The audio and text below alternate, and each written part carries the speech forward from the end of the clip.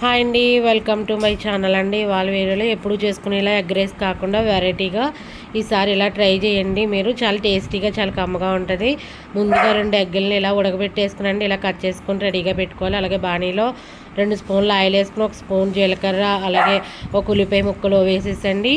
అలాగే 1 స్పూన్ అల్లం వెల్లుల్లిపాయ పేస్ట్ కూడా వేసేసి బాగా వేగనివ్వాలి. వేగేటప్పుడు ఒక గుప్పుడు కరివేపాకు, ఒక 3 పచ్చిమిర్చి ముక్కలు వేసేసి, అలాగే ఒక టమాటా ముక్కలు వేసేయాలండి. అది వేగుతూ ఉంటుంది. ఈలోపు కారం 1 స్పూను, సరిపడినంత సాల్టు వేసుకోవాలండి. అలాగే గరం మసాలా 1 హాఫ్ స్పూను వేసి, ఒక మిరియాల పొడి కూడా 1 హాఫ్ స్పూను వేసేసి బాగా కలబెట్టేసుకునండి. ఎగ్ ముక్కలు కూడా వేసేసుకోనండి. దీంట్లో అవి కూడా కలిపేసుకొని ఆయిల్ పైకి వచ్చే వరకు కొంచెం సిమ్లో పెట్టి మగ్గనిచ్చేసండి.